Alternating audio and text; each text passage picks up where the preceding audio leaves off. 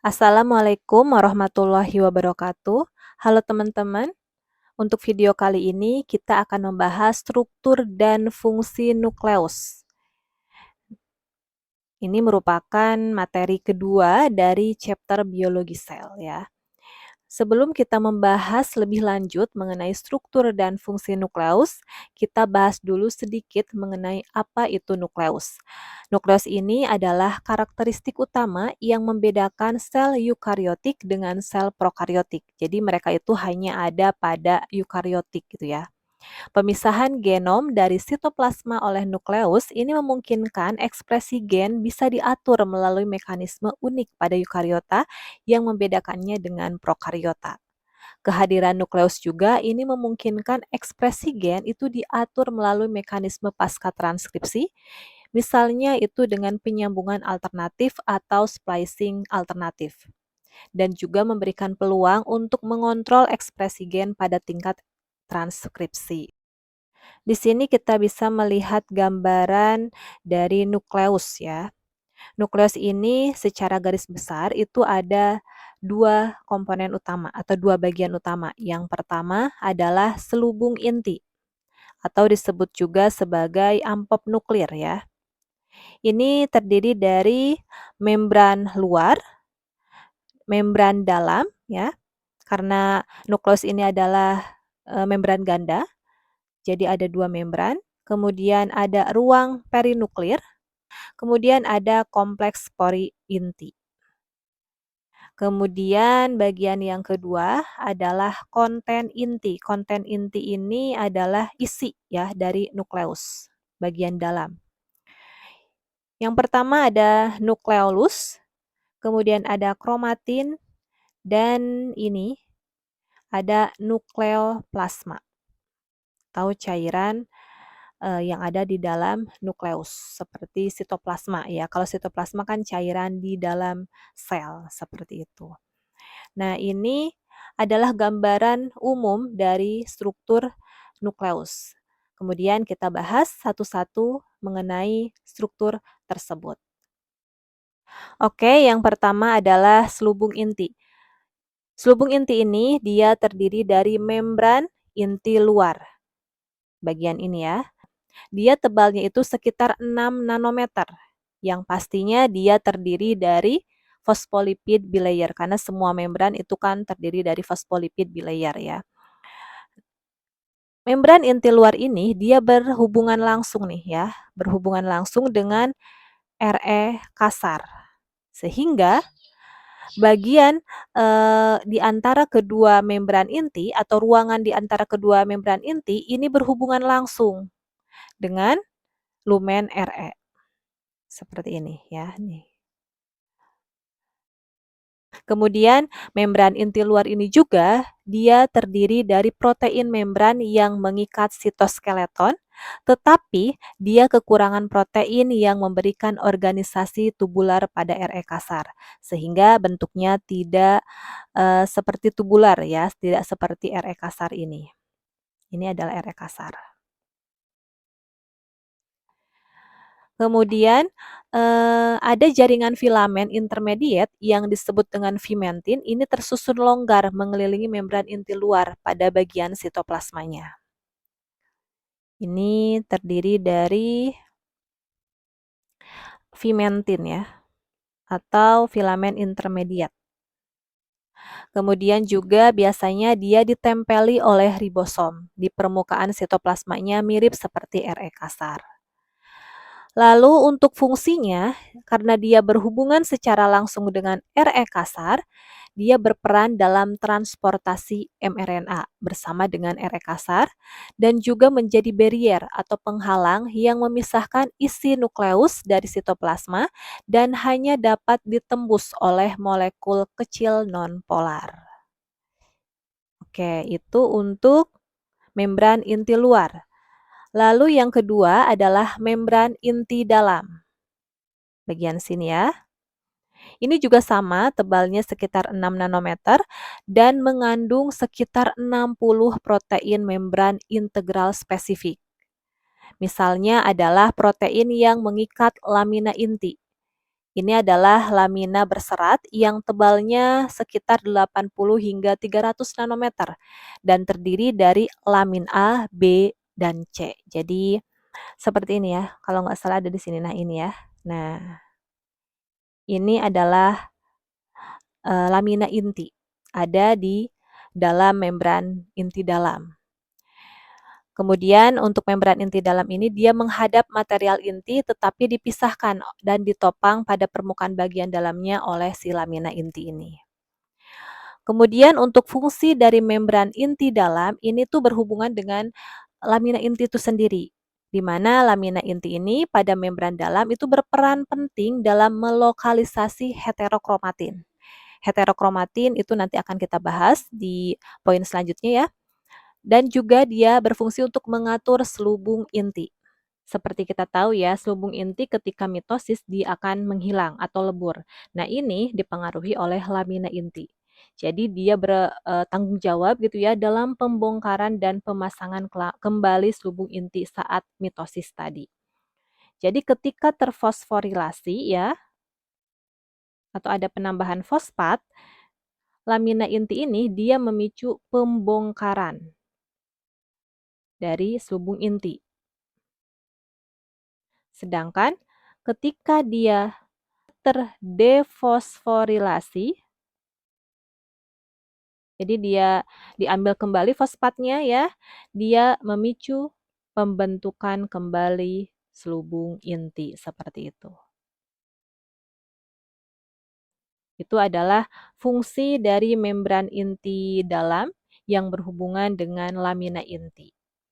Lalu yang ketiga adalah ini, kompleks pori inti. Ya, ini adalah kompleks pori inti. Oke, kita bahas mengenai strukturnya. Biasanya kompleks pori inti ini dia berdiameter sekitar 8 nanometer, 80 maaf ya, 80 nanometer dan jumlahnya itu puluhan hingga ribuan tergantung dari aktivitas metabolisme sel. Jadi semakin tinggi metabolismenya di dalam sel tersebut, maka semakin banyak juga jumlah porinya. Karena untuk memfasilitasi ya pertukaran protein, enzim, dan sebagainya dari nukleus ke sitoplasma ataupun sebaliknya. Kemudian untuk ukurannya, dia itu sekitar 30 kali lebih besar dari ribosom dan terbentuk melalui perpaduan antara membran luar dengan membran dalam. Pada vertebrata, kompleks pori inti ini terdiri dari sekitar 30 protein berbeda yang disebut dengan nukleoporin. Ini adalah protein yang mengisi atau menyusun kompleks pori inti. Kita lihat di sini ya, dia terdiri dari 8 jari-jari yang disusun mengelilingi saluran pusat. Nah ini ya, 1, 2, 3, 4, 5, 6, 7, 8. Ini tuh berupa cincin biasanya atau karena dia berupa sirkular gitu ya, membulat. Di bagian sitoplasma, ini kan di bagian sitoplasma ya, ini sitoplasma, ini nukleusnya. Di bagian sitoplasma, cincin ini disebut dengan cincin sitoplasma. Disebut dengan cincin sitoplasma. Sedangkan di bagian dalam, ya, nah ini di bagian dalam nih ya. Ini disebut dengan cincin nukleoplasma. Jumlahnya juga sama ya, ada 8. Nah, kalau cincin sitoplasma ini sama tadi terdiri dari 8 subunit yang memiliki filamen sitoplasma. Yang ini ya, ini namanya filamen sitoplasma atau serat ya, sitoplasma. yang terdiri dari protein pengikat RAN. Jadi di sini tuh ada yang namanya RAN, protein RAN gitu ya, yang nantinya berperan dalam transport protein antara nukleus dan sitoplasma. Yang akan kita bahas di poin selanjutnya ya.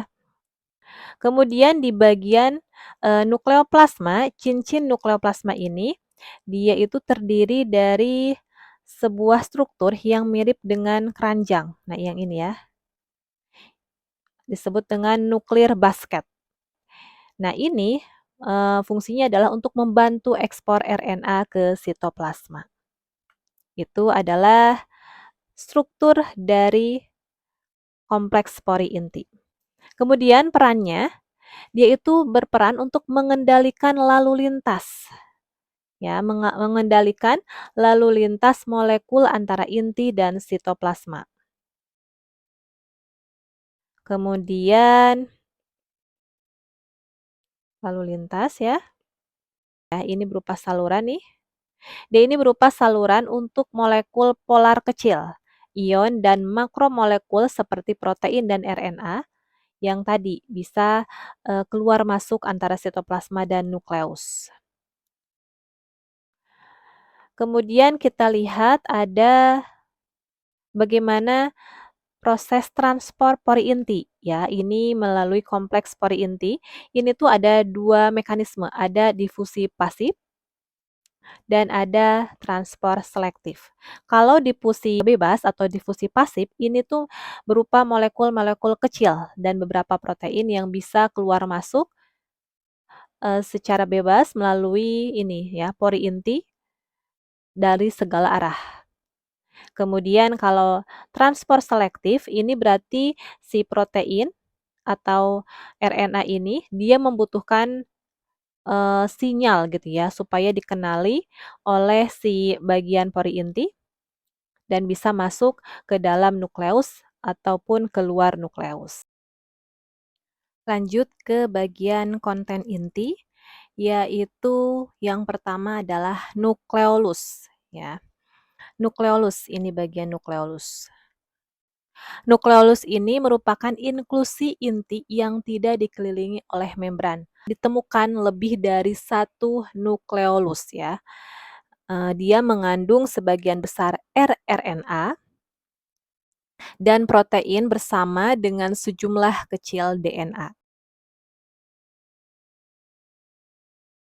Kemudian kita bisa lihat ya fungsinya, dia itu terlibat dalam sintesis rRNA dan perakitannya menjadi prekursor ribosom. Jadi rRNA itu adalah ribosom RNA. Nukleolus ini adalah pabrik produksi ribosom yang dirancang untuk memenuhi kebutuhan produksi rRNA yang diatur dan efisien serta perakitan subunit ribosom. Kita lihat di sini ya, ini ada pre-rRNA. Pre itu adalah prekursor rRNA yang nantinya akan disatukan dengan ribosom dengan protein ribosom yang berasal dari sitoplasma, hasil dari translasi. Kemudian nanti protein ribosomal ini akan masuk ke dalam nukleolus dan nanti bergabung ya dengan pre-mRNA yang kemudian nanti akan menghasilkan ribosom subunit kecil dan ribosom subunit besar, yang mana dia berperan dalam proses translasi. Seperti itu.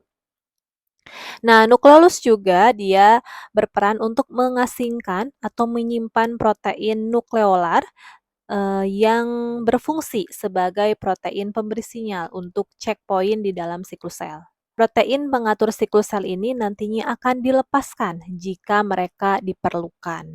Jadi kalau tidak diperlukan, mereka tersimpan di dalam nukleolus. Konten inti yang kedua adalah nukleoplasma.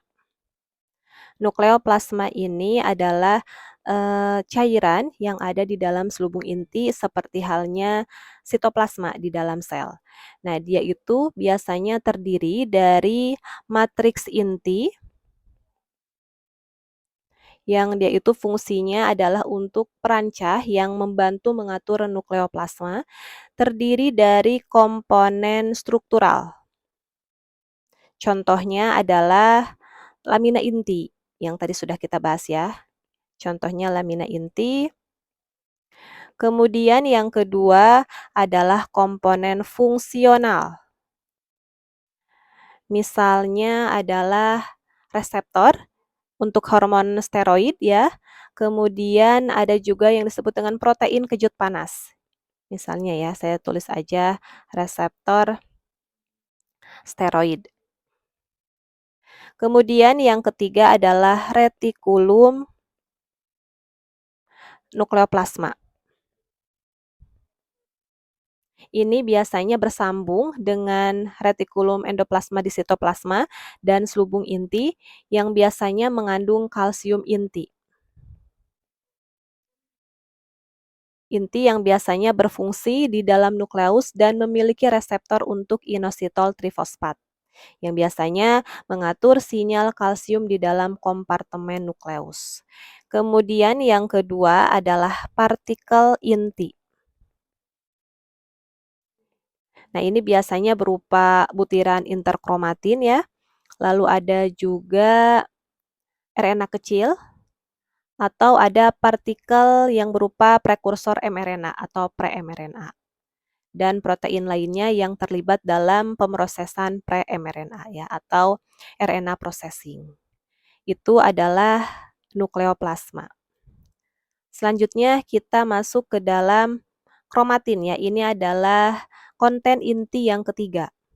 Kromatin ini dia terdiri dari DNA ya, ini DNA untai ganda, kemudian juga ada protein histon. Protein histon ini dia sifatnya positif ya, muatannya positif, sedangkan DNA itu negatif, sehingga mereka bisa saling berinteraksi satu sama lain. Kromatin ini dia mengandung DNA tadi ya, yang bisa direplikasi dan disalin menjadi RNA, sehingga nanti akan diekspresikan menjadi protein. Protein histon berperan dalam regulasi struktur kromatin yang dapat meregulasi ekspresi gen. Jadi ini sebenarnya kalau kita tahu ya, kalau kita udah belajar Campbell, kita bisa tahu bahwa histon ini dia punya ekor. Ya, punya ekor yang keluar dari dalam inti seperti itu. Nah, bagian ekornya itu biasanya mengalami modifikasi untuk diregulasi. Protein histon dan DNA itu disebutnya nukleosom. Nah, sedangkan nanti nukleosom-nukleosom ini akan membentuk sebuah kromatin. Kromatin ini ada dua jenis, ada eukromatin dan ada heterokromatin. Eukromatin ini adalah kromatin yang ada saat sel mengalami interfase. Dia biasanya terkondensasinya itu kurang gitu ya, menjadi longgar biasanya dan aktif secara transkripsi. Jadi mudah diakses oleh RNA polimerase ya, seperti ini kita lihat nih. Ini eukromatin, ini RNA polimerase sehingga bisa dilakukan transkripsi. Biasanya eukromatin ini terletak di dalam pusat sel atau yang dekat dengan ini pori inti. Yang kedua adalah heterokromatin, yaitu kromatin yang mengalami kondensasi sangat rapat. Biasanya dia tidak bisa diakses oleh RNA polimerase sehingga dia menghambat transkripsi. Ada dua wilayah yang menjadi tempat berkumpulnya heterokromatin. Pertama yaitu di sini, di dekat membran dalam ya, di sini nih. Dia berhubungan dengan lamina, sehingga dia disebutnya LAD ya, atau domain yang berikatan dengan lamina. Kemudian ada juga heterokromatin yang dekat dengan nukleolus, disebutnya NAD, atau domain dari heterokromatin yang berikatan dengan nukleolus. Biasanya heterokromatin ini adalah kromatin yang mengandung DNA-DNA yang tidak diekspresikan. Seperti misalnya adalah sekuens berulang yang terdapat pada sentromer dan telomer suatu kromosom. Kemudian juga biasanya heterokromatin ini ada di dalam sel yang mana gen tersebut tidak diekspresikan, tetapi pada sel lain itu diekspresikan. Jadi tingkat heterokromatin di setiap sel itu berbeda-beda, ya tergantung mana yang akan diekspresikan atau tingkat ekspresi gen dalam sel tersebut. Suatu kromatin di dalam sel itu akan membentuk eukromatin ya dengan penambahan gugus asetil pada ekor histonnya. Jadi mereka itu mengalami modifikasi ya. Ini ada penambahan gugus asetil di setiap ekor histon. Sehingga kromatin itu akan melonggar dan akhirnya bisa diakses oleh RNA polimerase. Sedangkan untuk membentuk heterokromatin atau pembungkaman gen ya, ini juga sama, dia mengalami modifikasi ya, tetapi dengan penambahan metil yang disebut dengan metilasi. Jadi ketika kromatin ada penambahan gugus metil pada ekor histonnya, kromatin tersebut akan berkondensasi dengan sangat padat gitu ya, sehingga tidak bisa diakses oleh RNA polimerase dan terjadilah pembungkaman gen, tidak ditranskripsi gennya. Kalau yang tadi ini adalah asetilasi. Jadi bisa disimpulkan bahwa asetilasi itu adalah meningkatkan transkripsi, sedangkan metilasi adalah pembungkaman gen atau menghambat transkripsi. Selanjutnya, kita akan membahas bagaimana protein itu diimpor dari sitoplasma menuju ke nukleus melalui kompleks pori inti. Ya. Nah, protein yang akan dikirimkan gitu ya, diimpor dari sitoplasma ke nukleus ini disebut dengan protein kargo yang memiliki sinyal yang disebut dengan NLS ya, pensinyalan nuklir gitu. Nah, NLS ini akan nantinya dikenali oleh suatu reseptor protein yang disebut dengan importin. Nah, importin ini dia akan berikatan membentuk kompleks ya bersama dengan protein kargo, kemudian akan membawa protein kargo menuju ke nukleus melalui kompleks pori inti. Nah, setelah di dalam nukleus, nanti si importin ini akan berikatan dengan ran GTP. Nah, ran GTP ini nanti mengikat si importin dan menyebabkan protein kargonya lepas dan dia menjadi bebas di dalam nukleus seperti itu. Lalu ran GTP ini akan membawa protein importin tadi kembali ke sitoplasma melalui kompleks pori inti lagi. Nah, di dalam ini ya filamen, ini kan filamen ya. Di dalam filamen sitoplasma ini berikatan ada suatu protein yang disebut dengan RAN-GAP. Nah, RAN-GAP inilah yang menghidrolisis RAN GTP menjadi RAN GDP. Jadi satu fosfatnya dilepaskan sehingga importin menjadi terlepas dan bebas di dalam sitoplasma seperti itu. Lalu nanti RAN GDP dia akan berikatan dengan reseptornya yang disebut dengan NTF2 dan akan membawa RAN GDP kembali ke dalam nukleus. Lalu nanti NTF2-nya lepas dan RAN GDP ini nantinya akan dibantu oleh RAN GEF yaitu protein yang berikatan dengan kromatin ya untuk menukarkan GDP-nya dengan GTP kembali sehingga terbentuklah RAN GTP lagi yang akan berikatan kembali dengan nanti importin yang masuk dari sitoplasma seperti itu. Itu adalah mekanisme impor protein. Nah, protein ini ada yang nanti dia selamanya bertugas di dalam nukleus, ada juga yang akan kembali ke dalam sitoplasma setelah proses, atau mungkin setelah tugasnya selesai di dalam nukleus, seperti itu. Nah, protein apa aja yang biasanya masuk gitu ya ke dalam, nukleus? Bisa protein histon yang akan berikatan dengan DNA, bisa DNA polimerase, RNA polimerase, faktor transkripsi, atau juga faktor splicing. Ya pokoknya berbagai jenis protein yang memang tugasnya di dalam nukleus. Berikutnya adalah mekanisme ekspor protein melalui kompleks pori inti, yaitu pengiriman protein dari dalam nukleus menuju ke sitoplasma. Nah, biasanya ini adalah protein ribosom atau juga rRNA atau RNA ribosom. Protein yang akan diekspor dari nukleus ke sitoplasma itu juga disebut dengan protein kargo yang memiliki NES atau nuklir ekspor sinyal.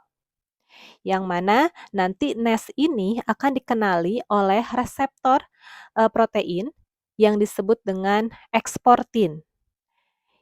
Itu mirip dengan importin ya. Nanti si eksportin ini akan berikatan dengan protein kargo dan akan diikat oleh RAN GTP. Jadi RAN GTP ini adalah protein yang mengontrol transport melalui kompleks pori inti. Kompleks protein kargo dan eksportin serta RAN GTP ini akan dikeluarkan, akan keluar ke sitoplasma melalui kompleks pori inti. Nah, tadi ya sama seperti diimpor, di bagian filamen sitoplasma, ini ada RAN gap yang akan menghidrolisis RAN GTP menjadi RAN GDP sehingga eksportin lepas dan protein kargo menjadi bebas dan bisa bekerja di dalam sitoplasma. Eksportin dan RAN GDP ini harus dikembalikan ke dalam nukleus. Eksportin biasanya dia juga bisa secara langsung ya masuk ke dalam nukleus melalui kompleks pori inti, sedangkan RAN GDP nanti dia harus berikatan dulu dengan NTF2 itu tadi ya reseptornya dan dibantu dikembalikan ke dalam nukleus. Di dalam nukleus, NTF2 ini akan lepas dan RAN GDP dibantu oleh RAN GEF didaur ulang kembali gitu ya untuk berikatan dengan GTP membentuk RAN GTP yang nanti bisa lagi mengontrol proses transport menuju ke sitoplasma. Berbeda dengan ekspor protein dan rRNA yang tadi sudah kita jelaskan, untuk ekspor mRNA ini dia tidak membutuhkan eksportin. Atau juga dia tidak membutuhkan RAN ya, RAN. Nah, kenapa? Karena pre-mRNA, yaitu mRNA yang belum matang, itu dia berikatan dengan sekitar 20 protein selama pemrosesan di dalam nukleus. Nah, protein tersebut ini berupa kompleks eksportir yang berbeda, yang direkrut ke mRNA saat proses splicing dan poliadenilasi selesai. Jadi nanti si kompleks eksportir ini dialah yang akan mengangkut mRNA ya ke dalam sitoplasma melalui pori-pori inti yang arahnya itu ditentukan oleh helikase yang berada di permukaan sitoplasma kompleks pori inti. Helikase ini nantinya akan merombak mRNA dan menghilangkan kompleks eksportir di sisi sitoplasma pori, lalu melepaskan mRNA ini ya ke dalam sitoplasma dan mencegahnya diangkut kembali ke nukleus. Jadi nanti mRNA ini bisa lanjut di translasi untuk menghasilkan protein.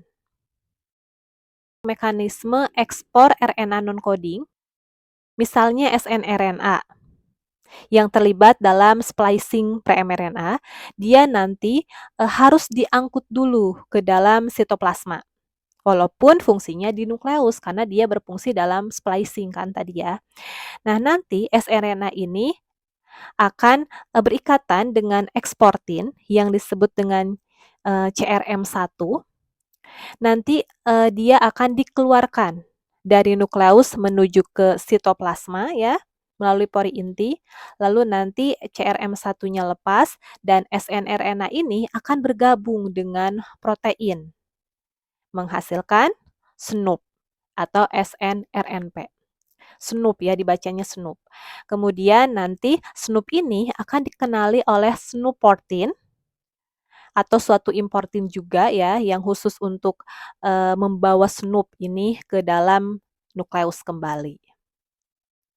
Melalui apa? Kompleks pori inti. Nanti SNOP proteinnya lepas dan snRNP ini dia bisa berperan di dalam splicing. Seperti itu. Jadi kerjanya dia ada di dalam nukleus, tetapi harus keluar dulu ke sitoplasma untuk berikatan dengan proteinnya. Nah, begitulah mekanisme proses, transport protein baik ekspor maupun impor yang terjadi melalui kompleks pori inti dan merupakan salah satu fungsi dari, nukleus.